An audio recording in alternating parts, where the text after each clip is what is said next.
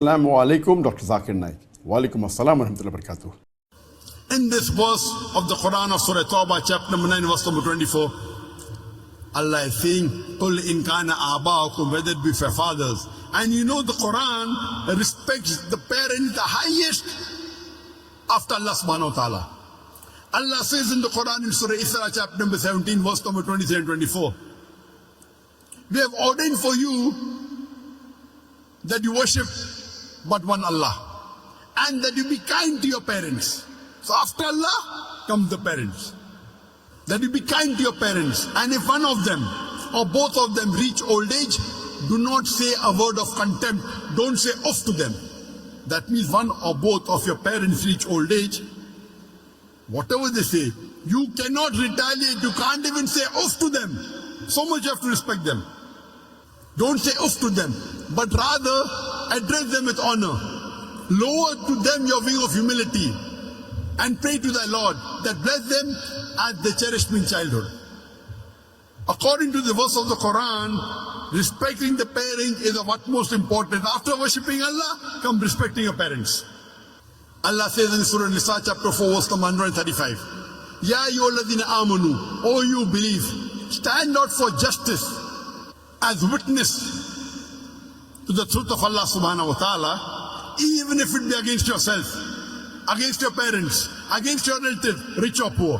When it comes for standing for justice in supporting Allah, you have to stand out for justice even if it against yourself, against your parents, mother or father, against your relatives, whether it be your son, whether it be your brothers, whether it be your spouses, whether it be rich or poor. Allah protects all. So here Allah is telling us that you love your parents, yes, but when it comes to justice, even if it goes against yourself, against your parents, against your relatives, you have to stand out for justice that's true to Allah subhanahu wa ta'ala. And Allah is repeating the same thing. قُلْ إِنْ كَانَ أَبَاؤُكُمْ وَأَبْنَاؤُكُمْ وَإِخْوَانُكُمْ وَأَزْوَاجُكُمْ وَعَشِيرَتُكُمْ.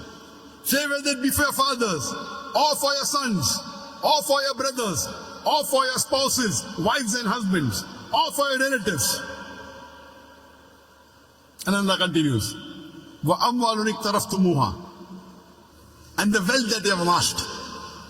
Allah says in Surah Baqarah chapter number 2, verse number 261, that the parable of those who spend their way in the way of Allah subhanahu wa ta'ala, the parable of those who spend in the way of Allah subhanahu wa ta'ala is like a grain of corn, and that corn becomes 7 years, each year bearing 100 corns. That means that one grain becomes 700 grains.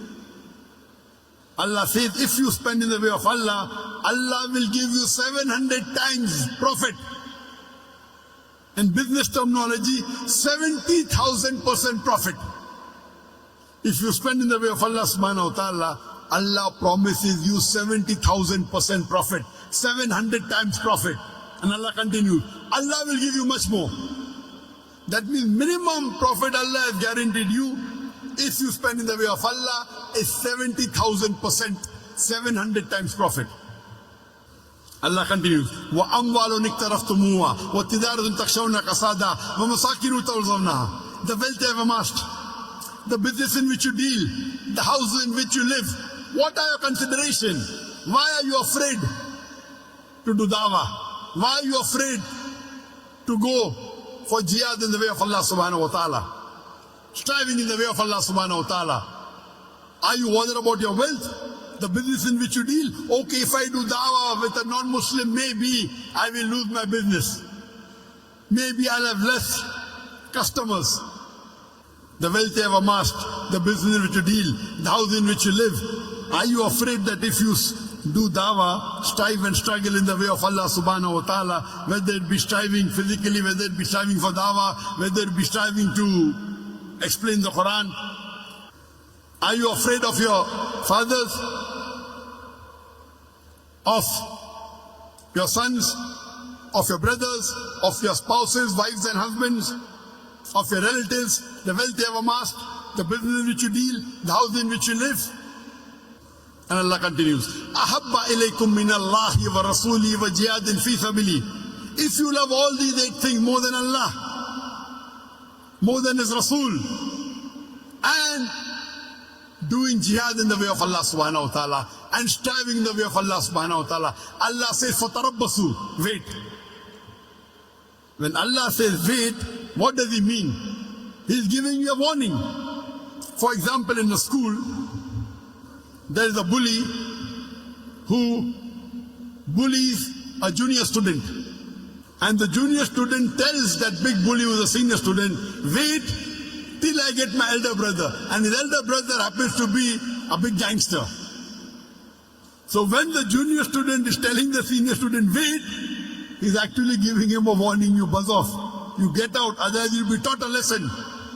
When the junior student tells the senior student, wait, he's telling him, wait till I teach you a lesson. That means you better run off.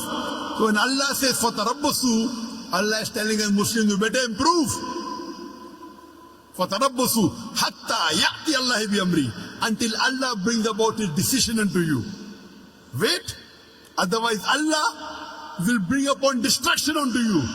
وَاللَّهُ لَا يَهْدِي الْقَوْمَ الْفَاسِقِينَ, and Allah guides not the fasik people, the perverted transgressors, the rebellious people.